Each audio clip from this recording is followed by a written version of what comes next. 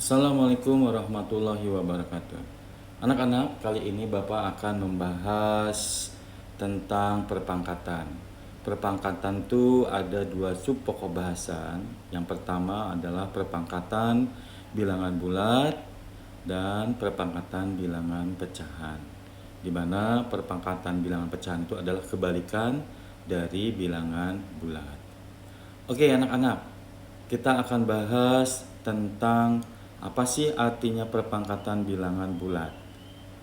Ada beberapa yang konsep harus diketahui oleh kalian, yaitu tentang konsep perkalian. Kalau saya punya perkalian 3A, itu artinya 3 kali A. Artinya A-nya ada 3 dalam penjumlahan, yaitu dengan bilangan yang sama.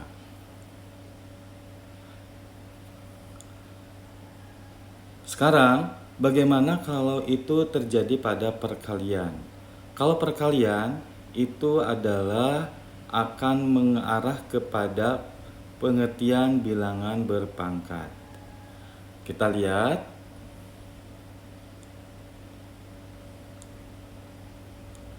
Kalau saya punya A, itu sama artinya dengan A pangkat 1. Dan kalau saya punya A kali A, itu artinya saya bisa disingkat penulisannya menjadi A kuadrat atau A pangkat 2. Kalau A kali A kali A ada 3, itu berarti perkaliannya ada 3 bilangan yang sama atau disingkat penulisannya menjadi A pangkat 3. Dan seterusnya, ini A pangkat 4 dan ini A pangkat 5. Bagaimana kalau misalkan seperti ini, A-nya itu sampai N faktor. N faktor itu berarti A kali A kali A kali A sampai di sini ada N kali A-nya atau N faktor. Sehingga kita bisa tulis itu menjadi A pangkat N. Ini adalah pengertian dari perpangkatan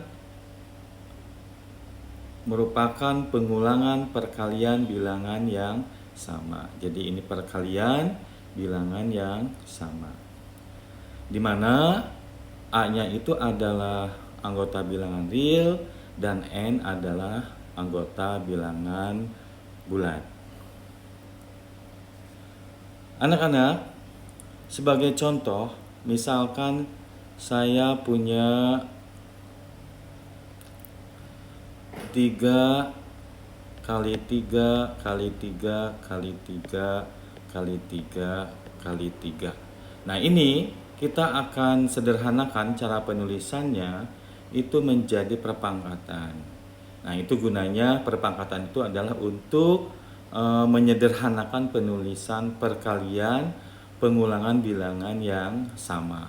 Di sini pengulangannya ada 1, 2, 3, 4, 5, 6. Berarti kita tulis di sini 3 pangkat 6. Ini adalah contoh yang pertama. Sekarang contoh yang kedua. Contoh yang kedua itu misalkan kita dalam kehidupan sehari-hari ada pembelahan sel. Pembelahan sel membelah dua. Berarti kalau misalkan asalnya selnya 1, itu menjadi 2. Dan terus selanjutnya ini menjadi 2 kali 2. Terus selanjutnya 2 kali 2 kali 2. Sehingga kita bisa memprediksi ini jumlah sel pada 10 berikutnya. Berarti kita akan bisa tulis itu menjadi 2 kali pangkat 9. Karena di sini 1 itu adalah 2 pangkat 0. Ini 2 pangkat 0, ini 2 pangkat 1, ini 2 pangkat 2, ini 2 pangkat 3, dan seterusnya. Sehingga kalau jumlah sel pada yang ke-10 pembelahannya yaitu 2 pangkat 9. Nah, ini contoh penggunaan dari bilangan berpangkat. Oke anak-anak, itu adalah pengertian dari bilangan berpangkat. Nanti kita akan bahas bagaimana sifat-sifat dari perpangkatan bilangan bulat.